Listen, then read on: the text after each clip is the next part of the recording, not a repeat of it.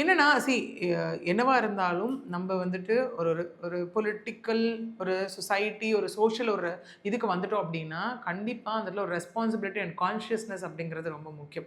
Still அவர் எதனை நோக்கி அப்படி சொன்னாருன்னு நமக்கு தெரியல. நம்மளா இதுவாக இருக்குமா, அதுவாக இருக்குமா, அதுவாக இருக்குமான்னு இந்த இடத்துல வந்து நம்ம வியூகத்தின் அடிப்படையில் எதுவுமே நம்மளால பேச முடியாது.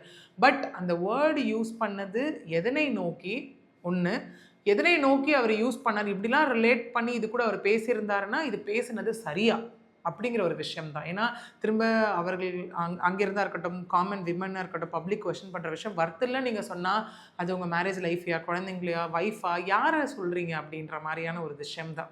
ஓகே, யாரை சொல்லியிருந்தாலும் அது அகெயின் ரெஸ்பான்சிபிளான ஒரு பர்சன்.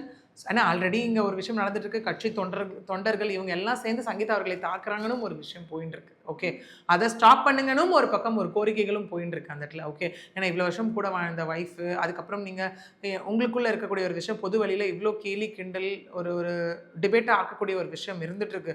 நீங்கள் ஒரு விஷயம் சொல்லக்கூடாதுன்ற மாதிரி நிறைய ஆதங்கத்தில் நிறைய குரல்கள் இங்கே கேட்டுக்கிட்டு தான் இருக்குது இல்லையா?